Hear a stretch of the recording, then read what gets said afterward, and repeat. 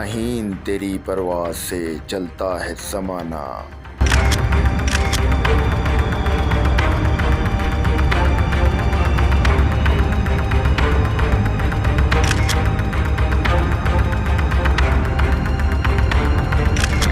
Goodbye, guys. A bomb has malfunctioned. Stuck on my right wing. یہ اپنا کال دی. میرا کال sign تھا شہباز 8. شہباز ہمارے انفارمیشن کا کال سائن تھا اینڈ آئی واز شہباز 8.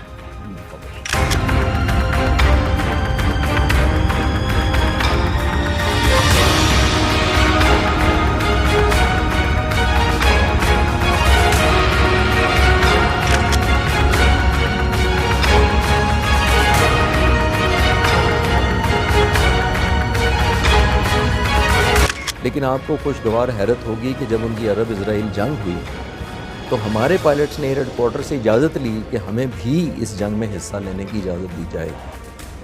تو ہمارے پائلٹس نے عرب اسرائیل جنگوں میں حصہ لیا. پاک فضائیہ کی اسرائیل کے خلاف اس تاریخی کامیابی کے بعد بھی اس راز کو 25 سال تک سیکریٹ رکھا گیا. پاک فضائیہ دنیا کی سب سے بہترین ایئر فورسز میں سے ایک ہے جس نے دنیا میں اپنا مقام خود بنایا ہے، جس کی مثال اگر ڈھونڈی جائے تو نہیں ملے گی. پاک فضائیہ کا قیام 76 سال قبل 14 اگست 1947 کو پاکستان کے ساتھ ساتھ وجود میں آیا. اس فضائیہ کے لیے بابا قوم قائد اعظم محمد علی جناح نے 13 اپریل 1948 کو پاک فضائیہ اکیڈمی رسال پور میں تاریخی الفاظ کہے. ایک طاقتور ہوائی فوج کے بغیر ایک ملک کسی بھی دشمن کے رحم و کرم پر ہوتا ہے. جتنی جلد ہو سکے پاکستان کو اپنی فضائیہ بنا لینی چاہیے. یہ لازماً ایک بہترین ہوائی فوج ہو جو کسی دوسرے سے پیچھے نہ ہو. اور پھر قائد اعظم کے یہ الفاظ پاک فضائیہ نے سچ ثابت کر دکھائے اور بھارت کے ساتھ ساتھ دنیا نے دیکھا کہ اگر مسلمانوں کا ارادہ ہو جائے تو سچی نیت کے ساتھ تو پروردگار اس کو کامیاب کرتا ہے. اس کی بہادری، جرأت اور شجاعت سے اسرائیل بھی اچھی طرح واقف ہے.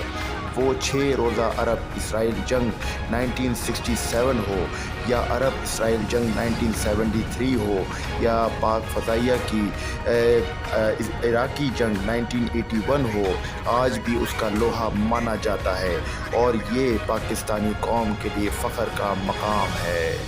ناظرین، اس پر مزید گفتگو کریں گے لیکن اس سے پہلے آپ سے گزارش ہے کہ ہمارے چینل کو لازمی سبسکرائب کر لیں، اس ویڈیو کو زیادہ زیادہ شیئر کریں، اینڈ تک لازمی دیکھیں اور کمنٹ سیکشن میں اپنی رائے سے آگاہ کریں. دین اسٹے ٹیون ود اس. بہت شکریہ.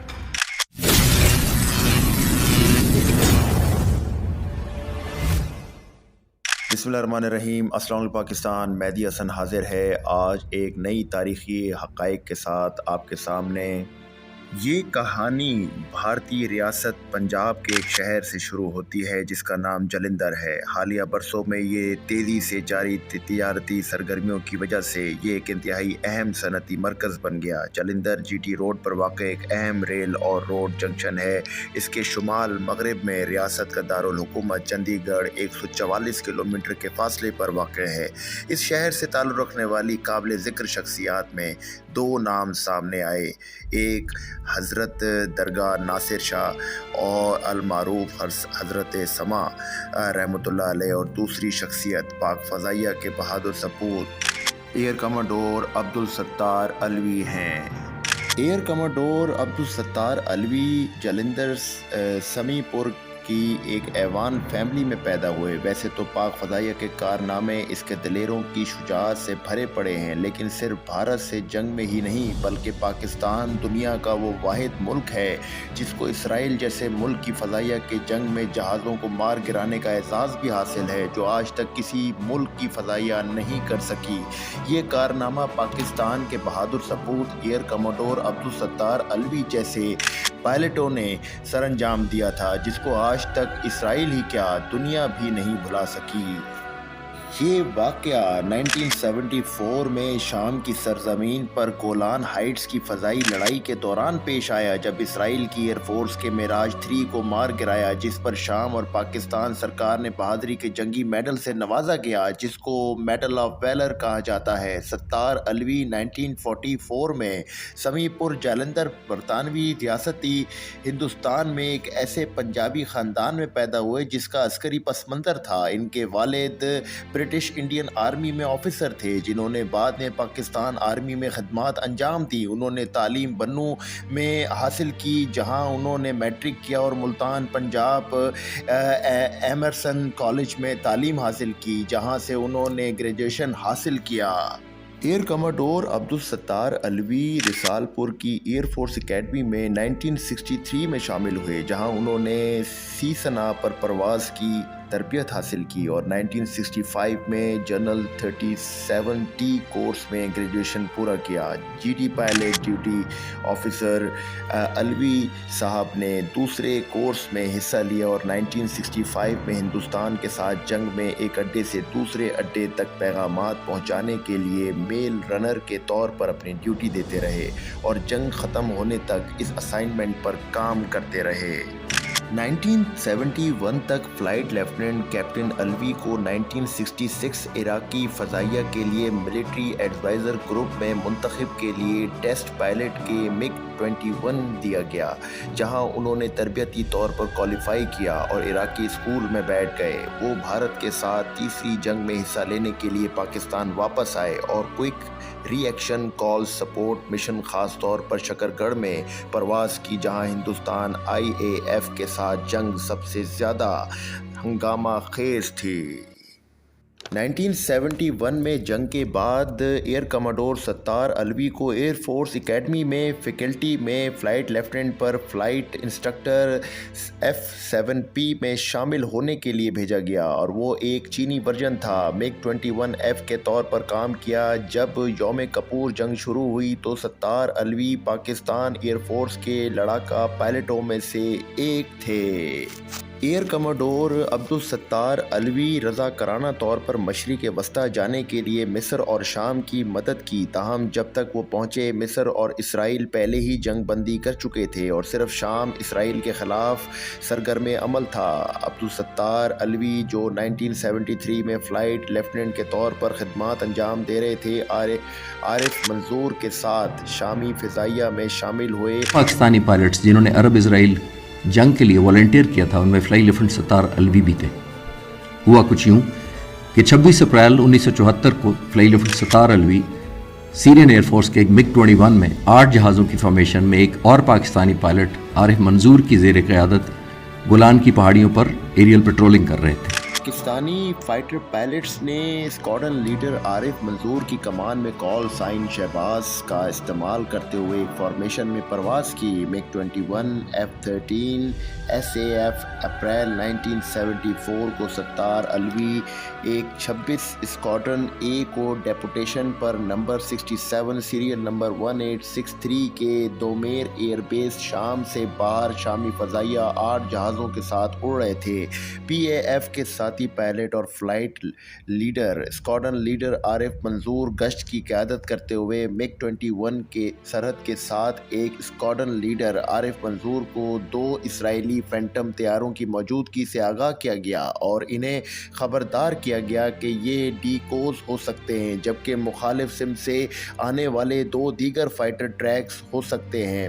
حقیقی طور پر خطرہ ہو سکتا ہے۔ مؤخر الذکر معراج نکلا، اور ایک لمحے بعد ستار الوی نے عارف کی تشکیل میں نمبر دیکھا، اور اس سارے عرصے میں اسرائیلی گراؤنڈ اسٹیشنوں کی طرف سے بھاری ریڈیو جام کرنا حالات کو مشکل بنا رہا تھا، لیکن پاکستانی پائلٹ ایسے ہتھ کنڈوں کے عادی تھے۔ اسی تاریخ کے مطابق وہ کیپٹن لونٹس کو گولی مارنے میں کامیاب ہو گئے، جبکہ ونگ مین تیزی سے منقطع ہو گیا، اور کیپٹن بعد میں زخموں کی تاب نہ لاتے ہوئے چل بسا۔ اس تاریخی شکست کو آج بھی تسلیم نہیں کرتا اسرائیل، اور اپنے ہی پائلٹ کیپٹن لونٹس کی ہلاکت سے انکاری ہے۔ لیکن تاریخی کامیابی کے بعد flight lieutenant captain Abdul Sattar Alvi اور Shahbaz formation leader squadron leader major Arif Manzoor کو بہادری کے لیے شام کے 2 اعلیٰ ترین اعزازات سے نوازا گیا۔ 1973 میں شام کے صدر حافظ الاسد نے ایک عوامی جلسے میں وسام فارس اور وسام شجاعت سے نوازا۔ حکومت پاکستان نے پی اے ایف کے ہر پائلٹ کو ستارہ جرأت سے بھی نوازا، جو آج بھی قوم کے لیے فخر کا مقام ہے۔ جنگ کے بعد عبدالستار الوی کو ترقی دے کر ونگ کمانڈر بنا دیا گیا اور پی اے ایف کے ایلیٹ کمبیکٹ کمانڈوز اسکول اور premier P A F base Rafiqui کی کمانڈ کی۔ 1994 میں انہیں ایئر کماڈور کے عہدے پر ترقی دی گئی اور کمانڈ پی اے سی 1998 تک پاکستان اور ایروناٹیکل کمپلیکس کی۔ وہ 1998 میں ایئر کماڈور کے طور پر ریٹائرڈ ہوئے اور ایئر فورس سے اعزازی ڈسچارج حاصل کیا۔ پاک فضائیہ کے ان دلیروں کی شجاعت اور بہادری دیکھتے ہوئے بھارت کے ایک رائٹر پشوندر سنگھ نے پاک فضائیہ پر ایک کتاب لکھ دی جس کا نام the psyche of Pakistan air force تھا، اور بھارتی ہونے کے باوجود اتنی تعریف کی کہ ان پر اپنے ہی ملک میں بہت تنقید کی گئی، لیکن اس کے باوجود وہ پاکستان آ کر ان دلیروں سے ملاقات کی۔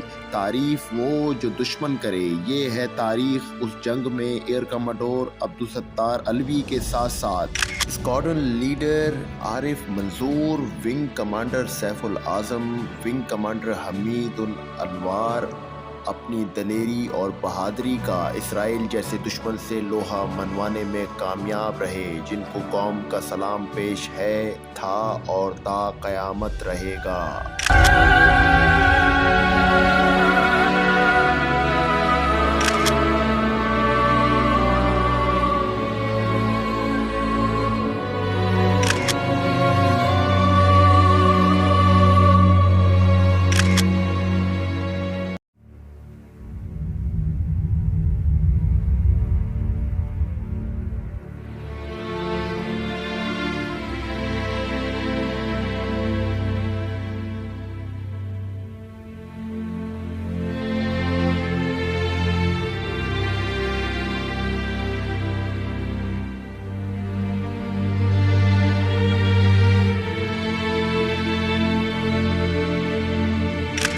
تاریخ کا سب سے طویل مدت آپریشن تھا، جس کو آپریشن کامیاب ہونے کے بعد بھی 25 سال تک خفیہ رکھا گیا تھا۔ حکومت پاکستان نے ستار الوی اور اس کے ساتھیوں کے کارناموں کو سیکرٹ آپریشنز ہونے کی وجہ سے اس کا 25 سال تک سرکاری طور پر اعتراف نہیں کیا۔ ان سالوں میں ستار الوی اس عظیم کارنامے سے انٹرنیشنل میڈیا اور دوستوں سے یہ کہہ کر منحرف ہوتے رہے کہ میں تو کبھی سیریا میں تھا ہی نہیں۔ اتنا ہی نہیں بلکہ بھارتی رائٹر پشوندر سنگھ نے ایک دفعہ اسرائیلی ایئر فورس چیف سے یہ کہہ دیا کہ دنیا میں ایک ایئر فورس ایسی بھی ہے جس نے آپ کو بری طریقے سے سبق سکھایا۔ تو اردو نہیں آتی تھی، تو وہ کہتے ہیں کہ وہ پنجابی میں مجھے کہتے ہیں کہ پتہ ہے تمہیں کہ میں نے ایک دفعہ مجھے اسرائیل کا ایئر فورس چیف ملا، تو میں انہوں کیا کہ ایک ایئر فورس ہے جی تھوڑے نال بھی اپنے آپ کو بڑا سمجھتی، تو کہتے ہیں کہ اسرائیل ایئر فورس چیف تھوڑا سا حیران ہوا اور اس نے کہا کہ وہ کون سی ایئر فورس ہے جو ہم سے بھی زیادہ اپنے آپ کو سپیریئر سمجھتی ہے۔ تو اب یہ ایک انڈین اسرائیلی کو کہہ رہا ہے کہ پاکستان ایئر فورس، تو وہ کہتے ہیں کہ اسرائیلی ایئر فورس کا آگے سے جواب کیا تھا؟ اس نے کہا کہ مجھے نہیں پتا کہ پاکستان ایئر فورس ہم سے اچھی ہے کہ نہیں ہے، لیکن مجھے یہ پتا ہے کہ ہوائی جنگ میں، عرب اور اسرائیل جنگ میں ہمارے 11 جہاز تباہ کیے گئے اور 11 کے 11 پاکستانیوں نے مارے۔ پاکستان ایئر فورس کے پائلٹس جو ان کی طرف سے لڑ رہے تھے، ان پائلٹس نے مارے ہیں۔ یعنی اس کا مطلب وہ کہنا یہ چاہ رہے تھے کہ کسی عرب نے ہمارا جہاز نہیں مارا، 11 کے 11 جہاز ان پاکستانیوں نے مارے تھے جو وہاں ڈیوٹی کر رہے تھے اور ان ملکوں کی طرف سے لڑے تھے۔ اس تاریخی فتح کے بعد بھی ایئر کماڈور ستار الوی نے سیرین گورنمنٹ کی طرف سے دی ہوئی انعام میں بڑی رقم اور زمین سیرین ڈیفنس فنڈ میں بطور عطیہ کے طور پہ جمع کروا دی۔ ہم سلام پیش کرتے ہیں قوم کے ایسے سپوتوں کو اور اپنی ڈیفنس فورسز کو، جنہوں نے قوم اور ملک کا نام ہر جگہ پہ بفخر طور پہ بلند رکھا۔ Bismillah. Assalamu alaikum. Today we gather to honor a remarkable individual who has had a long career in Pakistan Air Force, and during this career he had the opportunity to serve in Syria, which must have been a feather in his career. We are here to pay tribute to Air Commodore Sattar Alawi. یہ ہیں جنہوں نے اسرائیل کا طیارہ گرایا تھا، پتہ لگ گیا؟ آپ کو ہماری یہ ویڈیو کیسی لگی کمنٹ سیکشن میں اپنی رائے سے آگاہ کیجیے گا، اس ویڈیو کو زیادہ شیئر کیجیے گا اور ہمارے چینل کو سبسکرائب کرنا مت بھولیے گا۔ اس ویڈیو کو اینڈ تک لازمی دیکھیے گا اور اس کو دنیا میں موجود ہر ایک پاکستانی تک پہنچانے کا فرض ادا کریں تاکہ وہ اپنے آپ میں ایک فخر محسوس کر سکے۔ ناظرین، مہدی حسن کو اب اجازت دیں، انشاءاللہ آپ سے پھر نیکسٹ ویڈیو میں ملاقات ہوگی ایک نئے کہانی کے ساتھ، تاکہ آپ اس کو سن کر نئی نسلوں تک اس پیغام کو پہنچا سکیں، تاکہ وہ ہمارے شہداء اور ہمارے غازیوں کو خراج تحسین پیش کریں اور ان کی قربانیوں کو اور ان کے سیکریفائس کو، ان کی جرأت اور شجاعت کو ہمیشہ اپنی نسلوں تک منتقل کرتے رہیں، تاکہ پاکستان ریاست قیامت تک اپنے وجود میں قائم رہے اور اللہ تعالیٰ کے سامنے ہم سرخرو ہو سکیں۔ ناظرین، اپنا بڑا خیال رکھیے گا، انشاءاللہ پھر ملیں گے۔ پاک فوج زندہ باد، پاکستان پائندہ باد، اللہ حافظ۔